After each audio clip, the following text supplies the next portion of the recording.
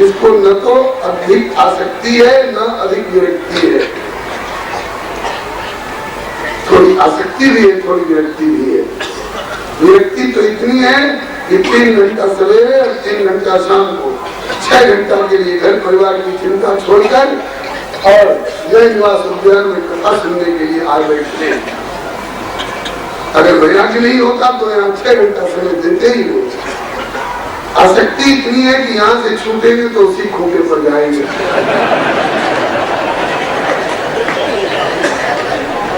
लेकिन कथा में प्रेम हो गया है तो कहते हैं कि ऐसे लोग भक्ति योग के अधिकारी। इनसे कहा जाए कि घर दुकान क्यों नहीं संभालते हो, ताकि घर दुकान से आपको शांति मिलेगी। आपको शांति तो कथा से मिलेगी। अच्छा तो वहीं रहो, फिर घर दुकान में क्यों आते हो, ताकि इसके बिना रोजी रोटी कैसे चलेगी। मतलब कि जिसको कुछ यह भी चाहिए और कुछ वह भी चाहिए। ऐसे लोग जो हैं ये भक्ति योग के अधिकारी हैं। अब आप लोग चुन लेना कि हम किसके अधिकारी हैं। ज्यादातर लोग इस काल करके काल में करो भक्त्या भक्त्या कृष्ण पुरस्कृत। भक्ति योग ही सबसे सरल और सबल और सुखदायी साधन है। इसके बाद आगे के अध्याय में श्याम सुंदर उद्धव जी की जिज्ञासा पर तत्वों की संख्या, पुरुष प्रकृति का विवेक इत्यादि बतलाते कैसे परम पुरुष परमात्मा से मूल प्रकृति से महत्तत्व से अहंकार तत्व के 3 टुकड़े, सात्विक अहंकार से मनस तत्व और इंद्रियाधिष्ठान देवता, राजसिक अहंकार से पंचकर्मेंद्रिय पंच ज्ञानेंद्रिय और तामसिक अहंकार से आकाश से वायु से अग्नि से जल से पृथ्वी, पंच तन्मात्रा शब्द स्पर्श रूप रसगंध इत्यादि का प्रादुर्भाव हुआ। और ये प्रकृति और पुरुष दोनों मिलकर के व्यक्ति शरीर को और समष्टि संसार का संचालन करते हैं। ये सारी बातें श्री उद्धव जी की जिज्ञासा पर भगवान श्याम सुंदर ने बताई। आगे के अध्याय में कहते हैं कि उज्जैन नगरी का रहने वाला ब्राह्मण बड़ा लोभी, सूद पर पैसा बटोरता था, न खाता था न बढ़िया न खिलाता था। उसकी संपत्ति नष्ट हो गई तो संपत्ति से बड़ा वैराग्य हुआ और फिर उसने अपने मन को ही बताया कि मन एवं मनुष्याणाम कारणम तम मोक्षो नायम दिनों में शुद्ध कहे तो नदेव आत्मा जो काला मना परम कारण की संसार चक्रम परिवर्तित। और ये सारी बातें सांख्य योग की, प्रकृति पुरुष विवेक की इत्यादि तत्वों की संख्या के संबंध में श्री कपिल देव भगवान माता देवती को बता रहे थे। ये आप लोग सुन चुके हैं। 3 मूर्ति वृत्तियों का वर्णन करते हैं। नहीं करने योग्य काम में जिसका मन लगता है उसकी तमोगुणी वृत्ति है। करने योग्य काम करता है लेकिन फल चाहता है, धन चाहिए, पुत्र चाहिए, वो रजोगुणी वृत्ति वाला है। और जो इन सबसे भी ऊपर उठ करके केवल मुक्ति चाहता है वो सत्वगुणी वृत्ति वाला है। और जो मुक्ति का भी परित्याग कर हनुमान जी की तरह भगवान की सेवा भक्ति चाहता है उसकी गुणातीत वृत्ति मानी जाती है। सात्विकी आध्यात्मिकी श्रद्धा, कर्म श्रद्धा, प्रायश्चित, तामसिक धर्म या श्रद्धा निर्गुणा। आगे के अध्याय में पुरुरवा की वैराग्योक्ति का वर्णन करते हैं। पुरुरवा की पत्नी उर्वशी मिली थी। जब उर्वशी को छोड़कर स्वर्ग में चली गई तो इन्होंने उसके प्रति आसक्ति रहने के कारण गंधर्वों की बताई विधि से जात वेदा नाम की अग्नि प्रकट करके अनुष्ठान किया और उर्वशी के लोक की प्राप्ति की तब पता चला कि उर्वशी तो स्वर्ग की वेश्या है। अरे राम राम, इसको प्राप्त करने के लिए मैंने इतना अनुष्ठान किया, अगर इतना प्रयत्न मैंने भगवान को पाने के लिए किया होता तो भगवान छूट गया होता। श्री पुरुरवा जी इसके बाद आत्माराम स्थिति को प्राप्त करके और भगवान को प्राप्त किए। उद्धव जी की जिज्ञासा पर भगवान ने क्रिया योग का वर्णन किया जिसमें भगवान की आराधना पद्धति है। सबसे पहले अपने अधिकार के अनुसार वैदिकी, तांत्रिकी अथवा मिश्र दीक्षा लेकर के सदगुरु से और चल अचल जिस प्रकार की सुविधा हो प्रतिमा में मेरी सेवा पूजा करनी चाहिए। भगवान ने ऐसा बताया। मेरी सेवा पूजा के लिए अर्घ्य, पाद्य, आचमन, धूप, दीप, नैवेद्य इत्यादि उत्तम से उत्तम पदार्थ और मेरी ही सेवा नहीं, मेरे पार्षदों की भी सेवा, मेरे अंग उपांग आयनों की सेवा, पूजा तुम्हें सहित परिवार। भगवान ने कहा कि मेरे नाम पर आए हुए पदार्थ को जब तक मुझे अर्पण नहीं कर ले तब तक किसी को नहीं देना चाहिए। मेरे अर्पण किए जाने के बाद प्रसाद रूप में किसी को दिया जा सकता है, वो चाहे बेटा हो, दामाद हो, मिनिस्टर हो, चाहे कोई हो, मुझे अर्पण करने के बाद ही मेरे भक्तजन किसी को प्रसाद रूप में देते हैं। और सारी पूजा एक तरफ में और मेरे चरणों में दंडवत प्रणाम करना एक तरफ में। असुलेख जग करने वाले का पुनर्जन्म हो सकता है, लेकिन जो मुझे प्रणाम करना सीख गया उसको जन्म मरण का चक्कर फिर नहीं लगता है। आगे के अध्याय में प्रणाम का निरूपण करते हैं, कहते हैं कि उद्धव संसार गुण और दोष से भरा पड़ा है, केवल गुण दोष देखने लगोगे तो सारी जिंदगी गुण दोष दर्शन में निकल जाएगी, भजन नहीं हो पाएगा। गुण देखना है तो परमात्मा का देखो और दोष देखना है तो अपना देखो। पराये गुण दोष के चक्कर में मत पड़ो, नहीं तो परस स्वभाव कर्माणी यह प्रसन्न निंदती आस्पृश्यते स्वार्थात् असत्य निष्ठा। इस प्रकार से उद्धव को उपदेश दे करके और कहा कि उद्धव देखो तुम बद्रिक आश्रम को चले जाना और रास्ते में मेरे भक्त विदुर जी मिलेंगे, उनको मेरी लीलाओं का वर्णन करके सुनाना। भगवान की आज्ञा पाकर के उद्धव जी जाने से पहले प्रभु के चरणों में प्रणत होकर के याचना करते हैं। ये नहीं मानते हैं कि मैं भगवान बन जाऊं, मैं ब्रह्म बन जाऊं। उद्धव ने क्या याचना की है, सभी लोग इस श्लोक को दोहराइए, बहुत सारा श्लोक है, बने तो नित्य प्रभु से प्रार्थना करिए। सभी लोग बोलिए, नमोस्तुते महायोगिन प्रपन्न मनुषाधिनाम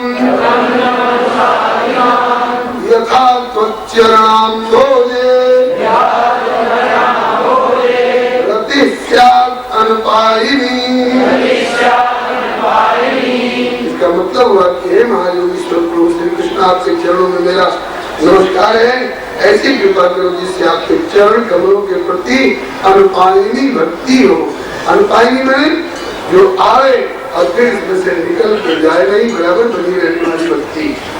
जो आने वाला और जाने वाला है उसको आगमा पाई कहते हैं, और जो आई और जाए नहीं उसको अनुपायिनी कहते हैं। अनुपायिनी भक्ति का अवतार मान करके उद्धव जी वहां से मिला हुए। तब इसके बाद अब श्री सुख जी महाराज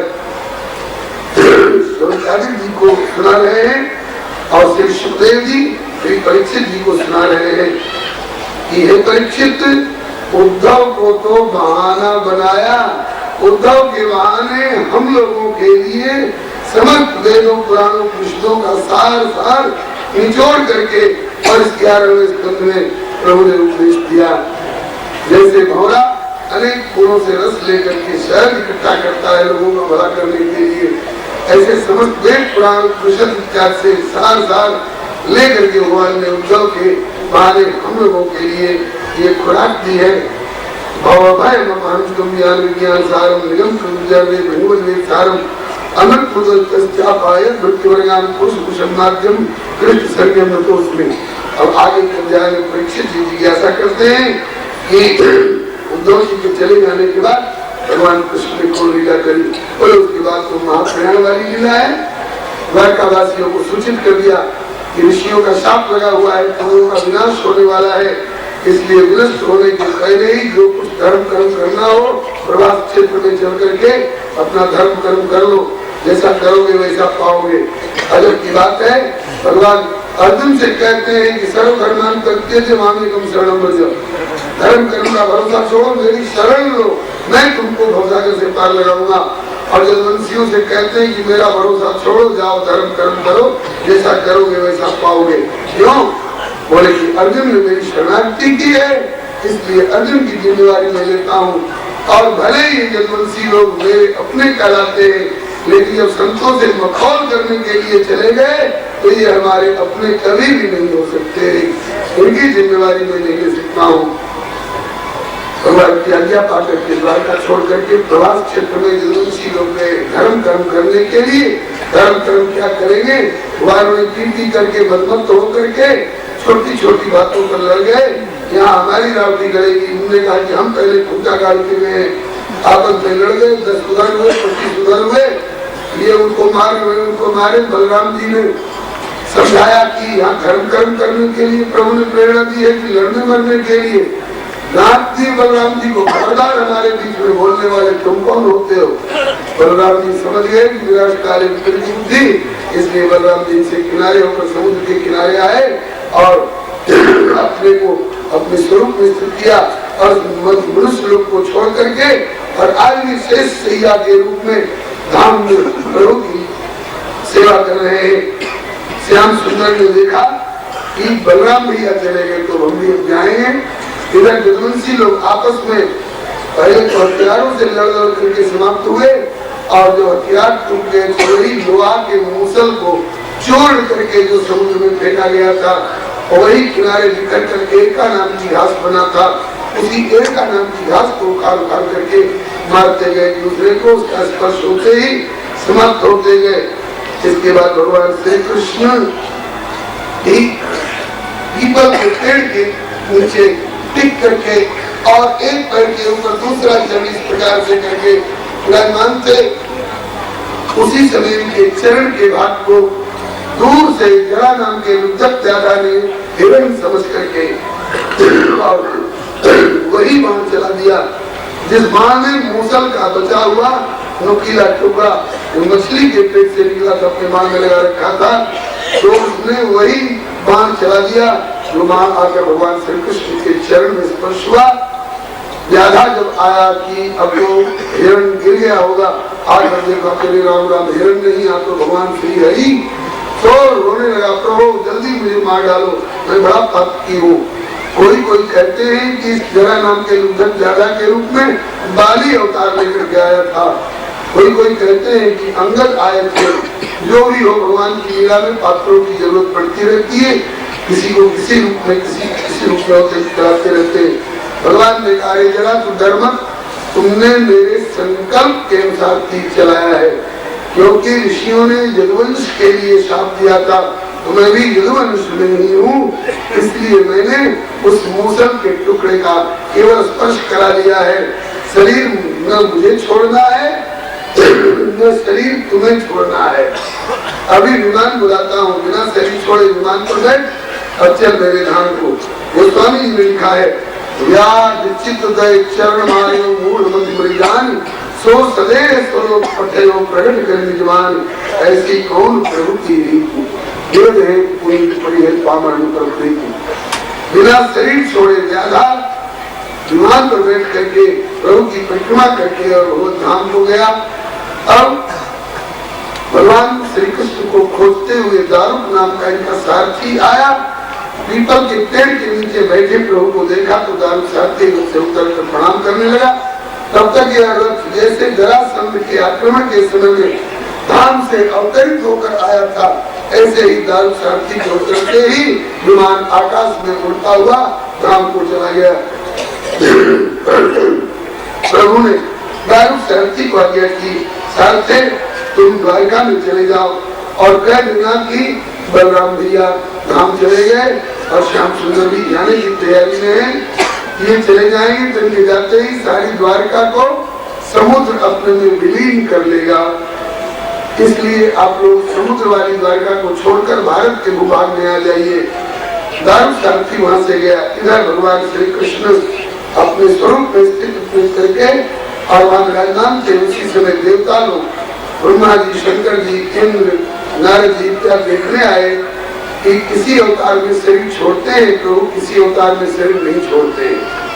पृथ्वी अवतार में शरीर छोड़े, ऋषभ अवतार में शरीर छोड़े, बुद्ध अवतार में शरीर छोड़े, रामा अवतार में शरीर नहीं छोड़े, वामन अवतार में शरीर नहीं छोड़े, नृसिंह मरा अवतार में शरीर नहीं छोड़े, परशुराम अवतार में शरीर नहीं छोड़े। देखिए कृष्णा अवतार में कैसे जाते हैं। सो ब्रह्मा जी को अपनी दृष्टि उठा करके एक बार प्रभु ने देखा और फिर अपनी आंखें बंद कर ली। भगवान पितामहं दीक्षे भूतेरात्मनं संयोजयात्मनिचात्मानं पद्मनेत्रेण्य मिले। अपने नेत्रों को बंद करके और लोका विरामं स्वतनुं धारणा ध्यान मंगलम योग धारण आग्नेय आद्वा रामाभिषेकम। बिना शरीर को छोड़े, बिना शरीर को दग्ध किए सब शरीर भगवान अपने धाम को चले गए। एक बिजली सी चमकी, लोगों ने धरती से आकाश तक बहुत दूर तक प्रकाश देखा। उसके बाद लोग समझ नहीं पाए कि भगवान कहाँ चले गए। श्री सुखदेव जी कहते हैं कि आकाश के बादल में बिजली प्रकट होती है, कहाँ से पैदा हुई, कहाँ बिजली चली गई। प्राकृतिक बिजली की गति को लोग नहीं समझ पाते हैं। तो मन बुद्धि वाणी से परे जो परमात्मा है, उनकी गति को लोग क्या समझ सकेंगे, वही समझ सकता है जिसको प्रभु समझा दे। जन्म कर्म चले दिव्य में योगे तत्वता पुनर्जन्म सोचना। इस प्रकार से जिस दिशा में भगवान पधारे उस दिशा को देवताओं ने नमस्कार किया, फूलों की वर्षा करी, जय जयकार करी।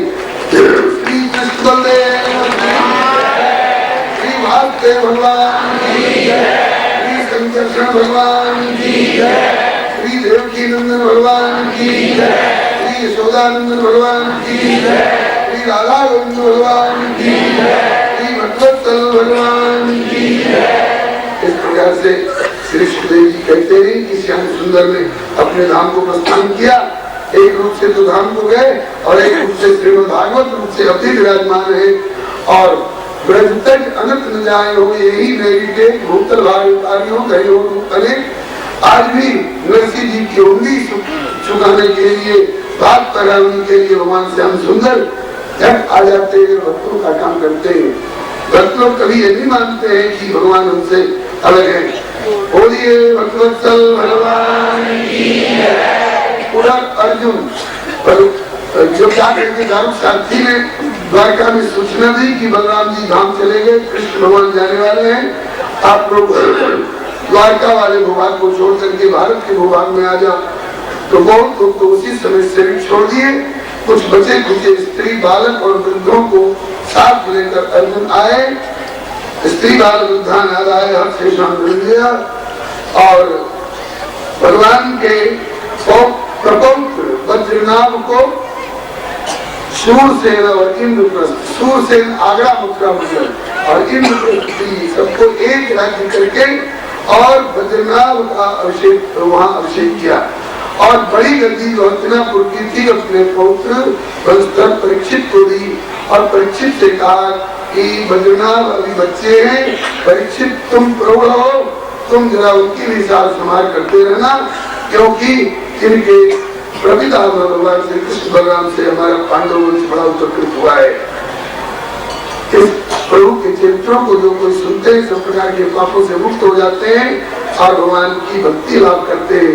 इत्थम हरे भगवतो विशालकार विज्ञान भारत शब्दवाणी अन्य प्रत्येक सुतानि गणन मनुष्य भक्तिम परम परमहंस उलवेत।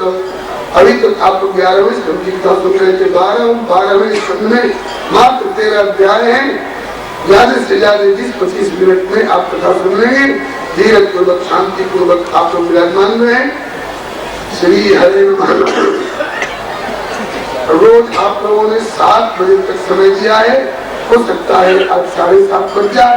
अभी मात्र 7:07 हुआ है। श्री हरे नमः। 7:30 बजे के करीब आरती हो जाएगी। आप लोग घबराएंगे नहीं।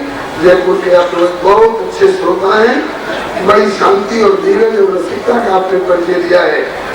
अब आगे 12वें स्कंद में परीक्षित की जिज्ञासा करते हैं, भविष्य के राजाओं का और प्रजा का वर्णन करिए। तो प्रथम अध्याय में भविष्य के राजाओं का वर्णन किया है। राजाओं के वर्णन में यज्ञ के वंश में अमुक राजा होगा, अमुक राजा होगा कहते कहते उन्हें 9 नंदों का नाश करा करके चाणक्य नाम का ब्राह्मण चंद्रगुप्त को राज्याभिषेक करेगा। उसका बेटा राजसार, उसके बेटे अशोक वर्धन होंगे। इस प्रकार से वर्णन करते हैं। आगे सुंग, हूण, कर्ण, आंध्र इत्यादि का शासन वर्णन करते करते फिर कहते हैं तथोष्टौ यवनावाप्या, 8 यवन होंगे, 14 पुरस्कार, 14 तुर्क लोग होंगे जिनको आप पठान और मुगल कहते हैं। उनको सुखदेव जी ने यवन और तुर्क कहा है। भूयो 10 कुरुंडा से 10 गोरे लोगों का राज्य होगा। मौना एकादशी 11 मौन राजा, बोलने का हक नहीं, राष्ट्रपति कहलाते रहो तो निर्णय हो गया उसके बाद दस्तखत मार दे जाओ। ऐसे केवल 11 शासकों का वर्णन है। उसके बाद शासक होने का कोई नियम नहीं रहेगा, जिसकी लाठी उसकी भैंस। ये राजा लोग तो डाकू का काम करेंगे महाराज, डकैती करेंगे खुलेआम, जो शासक कहलाएंगे। तो प्रत्यक्ष दिखाई पड़ रहा है उनको। आज से 5000 वर्ष पहले जो वर्णन हुआ है आज कलिकाल में दिखाई पड़ रहा है। दूसरे अध्याय में भविष्य की प्रजा का वर्णन। प्रजा में धर्म के प्रति रुचि कम होगी और धर्म विरोध करने में लोग ज्यादा अपना गौरव समझेंगे, और जिसके पास ज्यादा संपत्ति और शक्ति होगी न्याय की व्यवस्था अपनी ओर करा सकेगा। युवक युवती जब चाहेंगे आपसे रुचि से संबंध जोड़ देंगे, और जब चाहेंगे तब अपने रुचि से संबंध जोड़ लेंगे। जिसको आजकल लव मैरिज और डाइवोर्स सिस्टम कहते हैं। नूरे वाल्यम तीर्थम लावण्यम केस तारणम, केवल केस बांध लेना सुंदरता की निशानी माना जाएगा। आजकल हिप्पी कट हेयर जो है इसका प्रमाण है। जो दूर हुआए, हम कनाडा हुआए, हम थाईलैंड हुआए, बहुत बार तीर्थ करी आए, और अयोध्या गए कि नहीं, मथुरा गए कि नहीं, बोले नहीं वहां तो नहीं गए। बोले थाईलैंड हुआए तो समझे बहुत बड़ा तीर्थ करी आए। इस प्रकार से भविष्य की प्रजा का वर्णन किया है। तीसरे अध्याय में कलयुग के दोषों से बचने का उपाय, सत्संग, भगवत शरणागति और भगवत नाम गुरु का कीर्तन। इसके अलावा दूसरा कोई प्रकार के उपाय उपद्रव से बचने का कोई रास्ता नहीं है।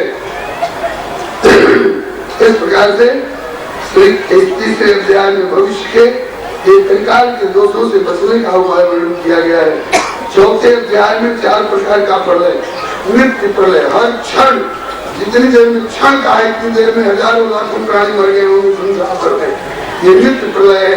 नैमित्तिक प्रलय ब्रह्मा जी के सोने पर, प्राकृतिक प्रलय ब्रह्मा जी की आयु समाप्त होने पर, और आत्यंतिक प्रलय अपनी उपाधियों का परित्याग करके आत्मा का परमात्मा में विलय होना। 5वें अध्याय में श्री सुखदेव जी महाराज ने अंतिम उपदेश परीक्षित से किया है। परीक्षित मैंने 2 तरह के मार्ग बताए, एक तो ज्ञान मार्ग से अहम ब्रह्मास्मि तत्त्वमसि का अनुसंधान करते हुए मोक्ष को प्राप्त कर सकते हो, दूसरा भक्ति मार्ग से भगवान के नाम गुणों में अपना मन प्राण लगा करके और भगवत धाम की प्राप्ति कर सकते हो। तक्षक आएगा, उधर ध्यान मत लेना, तुम शरीर नहीं हो, तुम तो आत्मा हो। तक्षक शरीर को दर्शन करेगा, आत्मा के ऊपर उसका कोई प्रभाव मत होने देना। डर ढाल दीजिए और राह लिए, जिस राह में सहायक पाइए, जो सुख दुख से न्यारे हो रही है और भगवत के गुण गाइए। जो मरने जीने सो काम नहीं, जब चैतन्य सोचित लाइए। जो जहाँ मर के जाना है बलि, वहाँ जीते ही क्यों नहीं जाइए। जो परमात्मा में अपने मन प्राण को लगा दोगे, परमात्मा को प्राप्त करोगे। इसके बाद आगे के अध्याय में श्री परीक्षित जी ने कृतज्ञता ज्ञापन की, भगवान आपकी कृपा से सिद्धोष जन्मोस्मि भवता भवता करुणात्मना श्रावको यक्षमे साक्षात अनादिर्घनम हरि। आपने अनादि अनंत भगवान का यश सुना करके मेरा बड़ा उपकार किया, और अब मैं भगवान के चरण कमलों में अपने मन प्राण को अर्पित करके सुरक्षित हूँ, मुझे तक्षक का डर नहीं है। आपने ये कथा रसायन गिरा करके जो हमारा उपकार किया, इसका बदला नहीं लिया जा सकता है।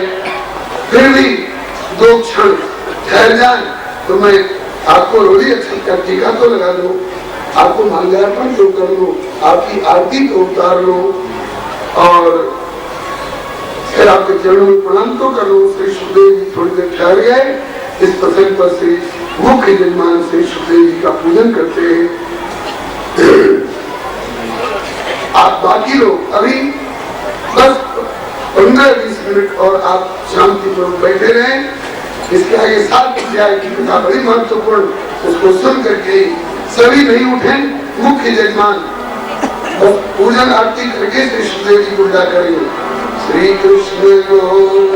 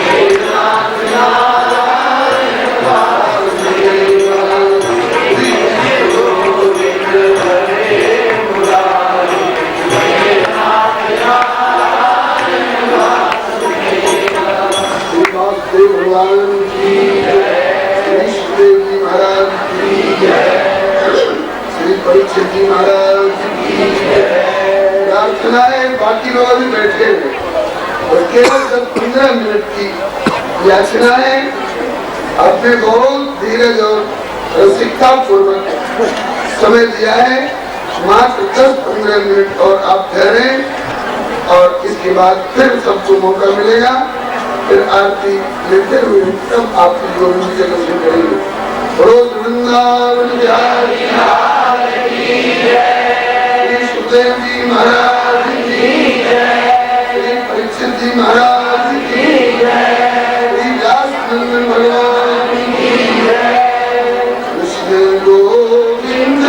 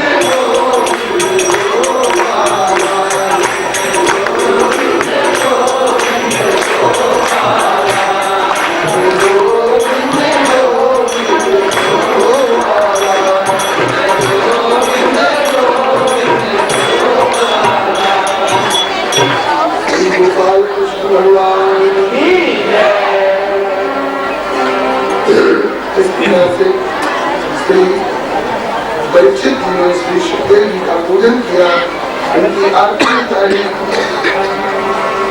गोविंद जय जय बोलो गोपाल जय जय, गोविंद जय जय बोलो गोपाल जय जय, राधा रमण हरि गोविंद जय जय, राधा रमण हरि गोविंद जय जय, गोविंद जय जय गोपाल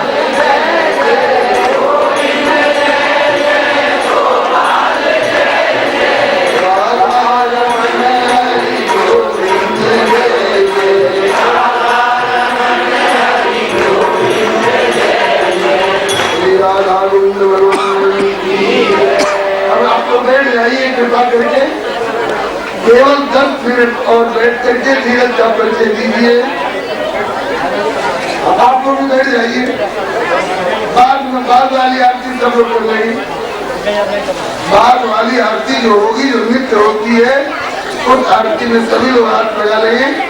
लेकिन अभी आप लोग अपने स्थान पर शांति पूर्वक विराजमान हो जाए।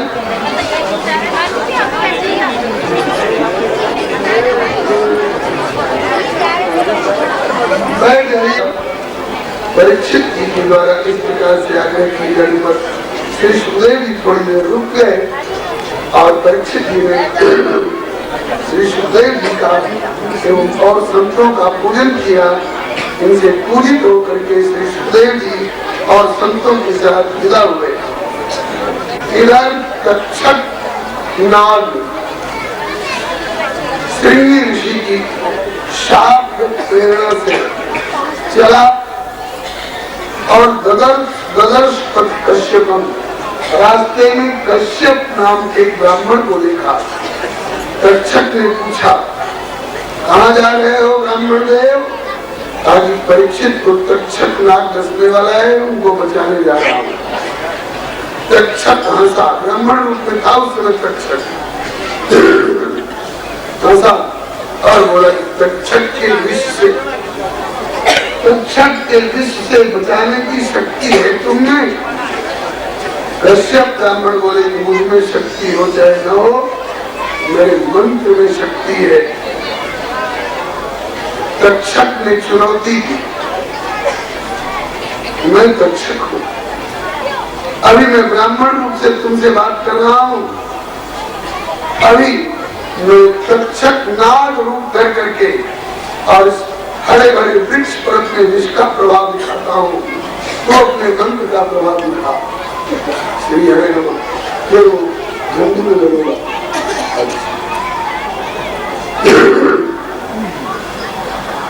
कश्यप ब्राह्मण ने कहा ठीक है, तो अपने विष का प्रभाव दिखा, मैं भी अपने मंत्र का प्रभाव दिखाऊंगा। तुरंत तक्षक ने ब्राह्मण रूप परित्याग करके, तक्षक सर्प नहीं है, नाग है। सर्प से भिन्न जाति होती है नागों की, ये काम रूप होते हैं, जैसा चाहे रूप धर ले। ब्राह्मण रूप का परित्याग करके नाग रूप प्रकट किया और उसने हरे भरे वृक्ष पर दंशन किया। उस वृक्ष में धुआं उठ गया, धू करके जल गया और उस वृक्ष पर का एक लकड़हारा था वो भी जल गया। तक्षक ने कहा, देखा यह मेरे विष का प्रभाव। कश्यप ब्राह्मण बोले, ठीक है, मैंने तुम्हारे विष का प्रभाव देख लिया, अब तुम मेरे मंत्र का प्रभाव देख। इन्होंने जल हाथ में लिया, अभिमंत्रित करके छींका दिया, वो वृक्ष ज्यों का त्यों हरा भरा खड़ा हो गया और वो लकड़हारा भी जीवित हो गया।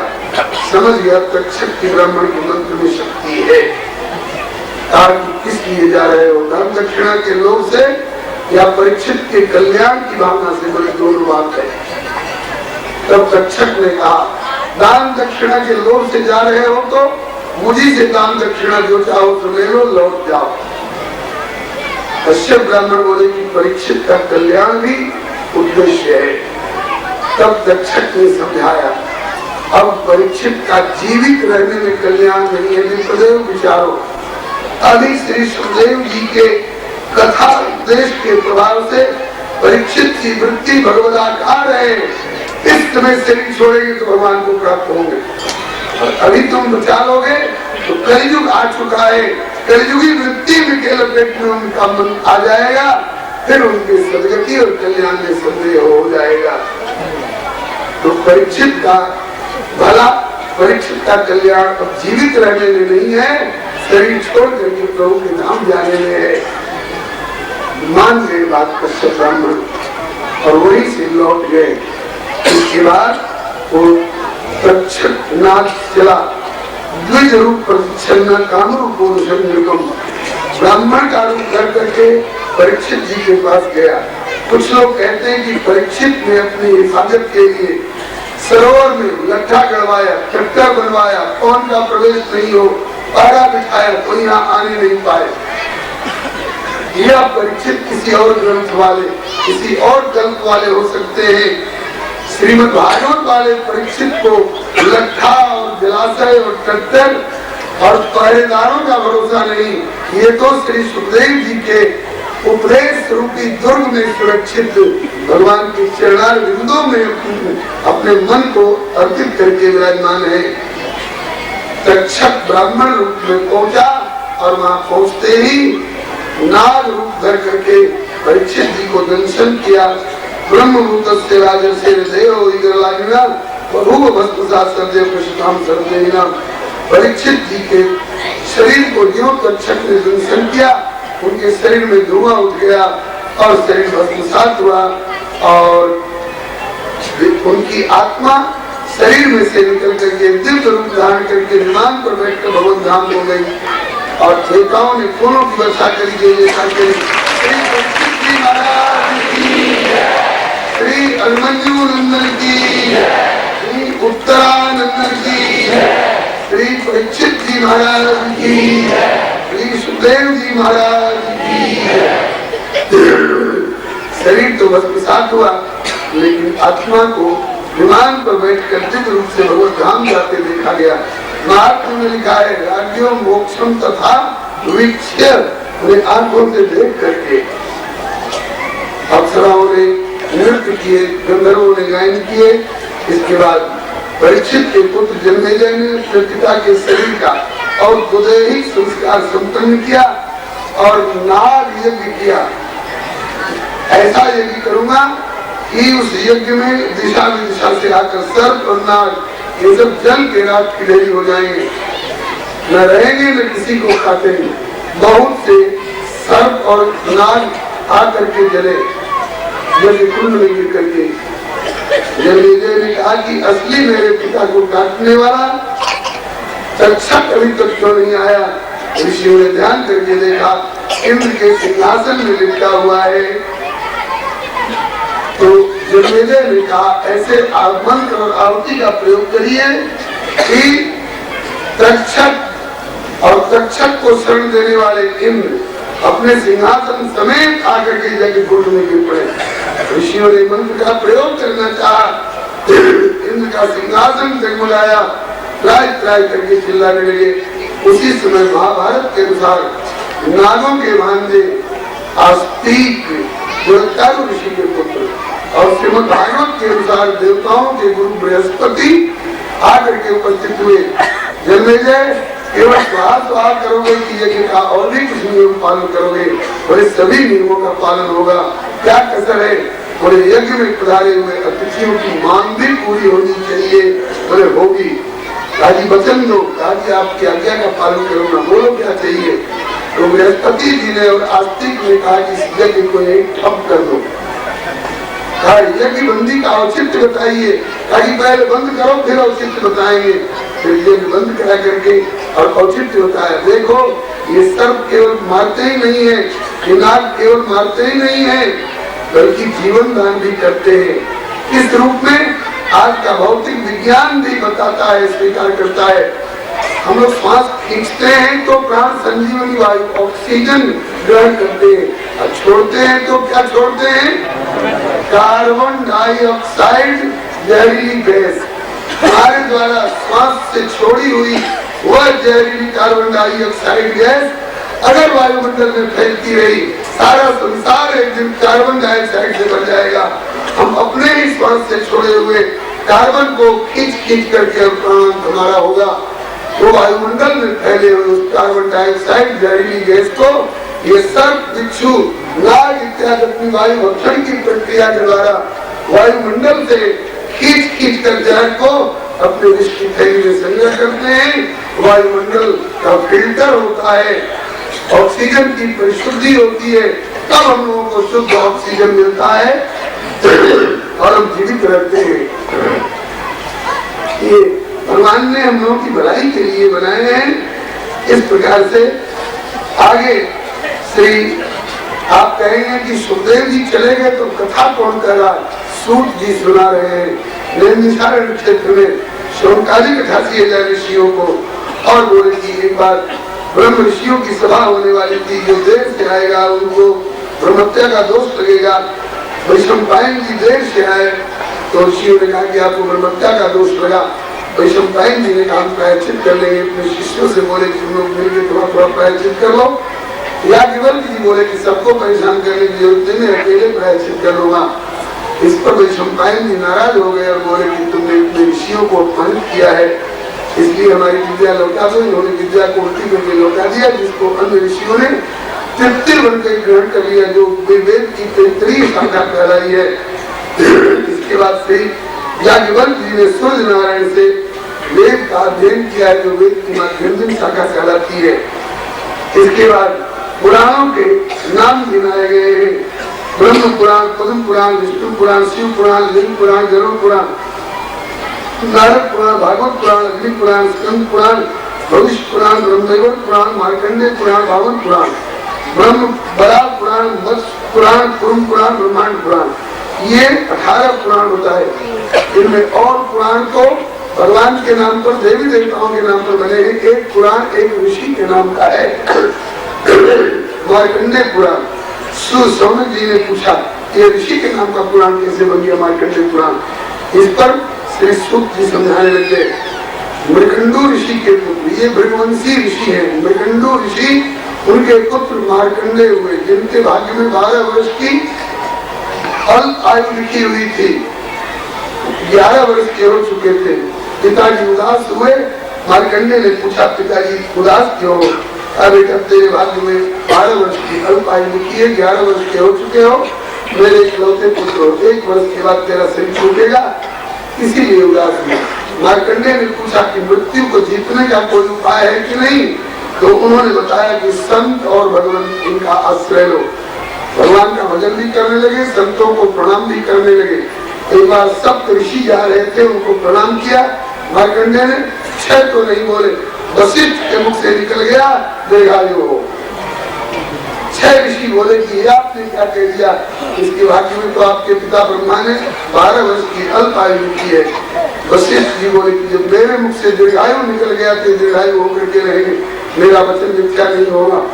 तब और ऋषि लोग बोले आपका वचन मिथ्या नहीं होगा तो आपके पिता का लेख झूठा होगा। दोनों में से एक ही सत्य हो सकता है। वशिष्ठ जी बोले नहीं, दोनों सत्य रहेंगे। कैसे? बोले अभी बताता हूँ। वशिष्ठ जी ब्रह्मा जी के पास गए और पूछे कि पिताजी आपने मार्कंडेय के भाग्य में 12 वर्ष की अल्पायु लिखी है? बोले हाँ बेटा। ताकि मेरे मुख से दीर्घायु निकल गया है तो दोनों बात सत्य होनी चाहिए। अरे बेटा दोनों बात सत्य कैसे होगी? तो वशिष्ठ जी बोले पिताजी 12 को 13 करने की जरूरत नहीं है, 12 को 12.25 करने की जरूरत नहीं है। 12 वर्ष का ही लेख रहे, लेकिन वो 12 वर्ष मृत्युलोक के वर्ष से नहीं, दिव्य वर्ष से, दिव्य लोक के वर्ष से कर दीजिए। बस आपका लेख भी जो करते हुए रह जाएगा और मेरा वचन भी दीर्घायु तथा सत्य हो जाएगा। इस प्रकार से ब्रह्मा जी ने दिव्य वर्ष से 12 वर्ष करके और महाराज इनको दीर्घायु को प्रदान किया। आगे नारायण भगवान ने मार्कंडेय जी की तपस्या से प्रसन्न होकर प्रकट होकर दर्शन दिए। बोलो मार्कंडेय क्या चाहते हो? बोले कि आपकी माया का दर्शन करना चाहता हूँ। भगवान ने माया का दर्शन कराया, भगवान को अंतर्धान हो गए और सारी धरती भूलोक भूवर्लोक स्वर्गलोक जलमग्न डूबता हुआ दिखाई पड़ा। घबरा करके मार्कंडेय जी ने प्रभु का ध्यान किया तो पूर्व और उत्तर के कोण पर एक वट वृक्ष के पत्ते के ऊपर नन्हे से बाल मुकुंद भगवान का दर्शन हुआ, जो अपने हाथों से चरण पकड़ करके अंगूठा चूस रहे थे। लोग कहते हैं भगवान अपना अंगूठा क्यों चूस रहे हैं? तो भगवान के मन में उत्कंठा हुई कि जितने लोग आते हैं सब चरण कमल की भक्ति मांगते हैं, तो मेरे चरण कमल में कोई खास रस होगा तब ना। तो भगत लोग आस्वादन करते हैं, हमको तो पता ही नहीं मेरे चरण कमल में क्या रस है, जरा हम भी चूस के देखें। लेकिन सोचा कि हमें कोई चरण चूस के देखेगा तो कहेगा कि इतने बड़े भगवान अपना चरण अंगूठा चूस रहे हैं। इसलिए मार्कंडेय जी के बहाने प्रलय का दृश्य उपस्थित कर दिया और सोचा कि न कोई देखेगा न कोई प्रचार करेगा न मेरी हंसी होगी। सोचा कि शायद मार्कंडेय जी सरीखे कोई देख रहे हो, इसलिए बालक बन करके अंगूठा चूसो, क्योंकि सभी बच्चे अपना अंगूठा चूसते हैं बचपन में। इससे दोनों को फायदा हो जाएगा, मुझे तो आस्वादन मिल जाएगा और आगे वाले भक्तों को मेरा ध्यान का सहारा मिल जाएगा। अब किसी भी घर के बच्चे अंगूठा चूसते दिखाई पड़ेंगे तो लोगों को ध्यान आएगा कि इसी तरह बाल मुकुंद भगवान अंगूठा चूसते थे। इतनी देर के लिए भी याद आ जाएगी मेरी, तो उन जीवों का कल्याण हो जाएगा। इसके बाद मार्कंडेय जी भगवान के नासारोवर से उधर में गए, घबरा करके बहुत देर समय तक उसमें रहे। उसके बाद प्रभु से प्रार्थना की तो प्रभु ने अपनी माया को समेट लिया। तो मार्कंडेय जी ने देखा कि न प्रलय है न जल है न मैं डूब रहा हूँ, मैं अपने आश्रम पर बैठा हुआ और भजन कर रहा हूँ। शंकर भगवान ने इनको दर्शन दिए पार्वती जी के सहित। इनने स्तुति की मार्कंडेय जी ने, नमः शिवाय शांताय सत्वाय ब्रह्मणाय च रजोनिषेभ्योराय नमस्तुभ्यं से शंकर भगवान ने कहा कि भगवान ये तीनों ने कहा कि आपके प्रति गुरु भाव से मेरी भक्ति हो, श्री हरि के प्रति इष्ट भाव से भक्ति हो और भक्तों के प्रति मित्र भाव से मेरी भक्ति हो। शंकर भगवान ने इनकी दीर्घायुत्व पर भी मोहर लगाई, पुराणाचार्यता प्रदान की, त्रिकालिक ज्ञान दिया। आपके नाम का भी एक पुराण बनेगा, इसीलिए मार्कंडेय जी के नाम का भी एक पुराण बना है। आगे के अध्याय में भगवान के अंग उपायों और आयुधों का वर्णन किया। ब्रह्मलोक मस्तक है, पाताल उनका चरण है, सूर्य नेत्र है, चंद्रमा मन है, दिक्पाल इनकी भुजा है, लक्ष्मी जी इनकी आत्मा है। इस प्रकार से वर्णन करते हुए 12 महीना के सूर्यों का वर्णन किया और जिसका वर्णन आप पहले सुन चुके हैं। श्रीमद् भागवत की 12 स्कंद की संक्षिप्त सूची दी गई।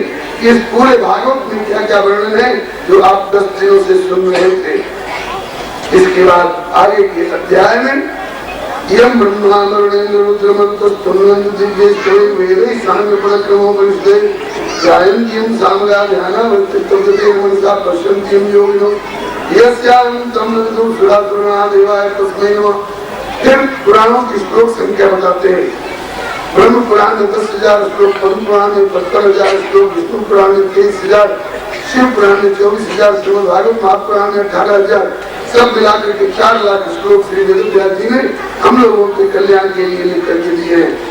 बताते हैं कि निर्मला नाम था, गंगा देवा नाम अच्युतो था, वैष्णवा नाम था, शंभु पुराण नाम था। जैसे नदियों में गंगा जी श्रेष्ठ है, देवताओं में अच्युत भगवान श्री हरि श्रेष्ठ है, वैष्णव में शंकर जी श्रेष्ठ है, ऐसे ही सभी पुराणों में श्रीमद् भागवत महापुराण परम श्रेष्ठ है। इसके बाद श्रीमद् भागवत की परंपरा के महानुभावों का स्मरण करके नमस्कार करते हुए भगवान नर नारायण को, ब्रह्मा जी को, नारद जी को, फिर वेदव्यास जी को, श्री सुखदेव जी को नमस्कार। योगिंद्राय नमो तस्मै शुकाय ब्रह्मरूपिणे संसार अंतिम 2 श्लोक आप सभी लोग बोलिए। प्रार्थना है, भवे भवे यथा भक्ति पादयोस्तव जायते तथा कुरुषु देवेश नाथस्त्वं नो यत प्रभो नाम संकीर्तनं यस्य सर्व पाप प्रणाशनम् प्रणामो दुःख शमनः तं नमामि हरिं परम्। श्रीमद् भागवते महापुराणे विजयसत्याम शास्त्राम पारमहंस्याम संहितायां द्वादशोऽध्याय द्वादशस्कन्ध समाप्त संपूर्ण ग्रंथ श्री हरे नमः। बंधुओं, इस 10 दिन के सत्संग में जो कुछ आपको अच्छी अच्छी जचने वाली बात मिली हो, जिनका चरित्र है उनका, और जिन संतों गुरुजनों से मुझे प्रसाद रूप में प्राप्त हुआ है, उनके प्रति कृतज्ञता ज्ञापन पूर्वक अच्छी बातों को स्वीकार कर लीजिएगा। कोई आड़ी टेढ़ी बात निकल गई हो तो अपने बालक की अथवा मामा की भूल समझ करके कृपा पूर्वक क्षमा करते हुए सुधार कर लेंगे। केवलम श्री हरे नमः।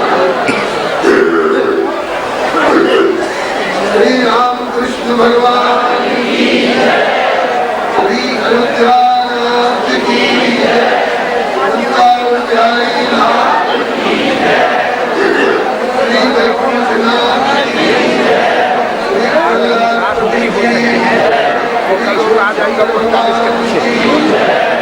हाँ सुनिए, एक बहुत प्यारी सब जानते हैं, सब जानते हैं, एक बहुत प्यारी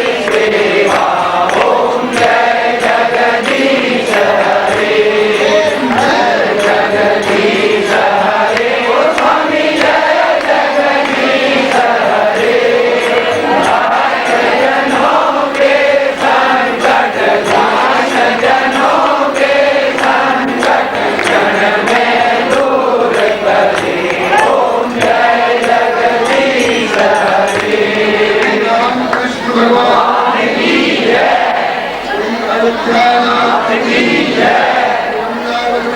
लाल की जय, वैकुंठनाथ की जय, प्रहलाद पति की जय, गौरी शंकर भगवान की जय, लाल की जय, राधा भगवान की जय, धाम की जय, सरकार की जय, श्री सरस्वती कुंज की जय, सरस्वती कुंजारी सरकार की जय, महाराज जी की जय, सनातन धर्म की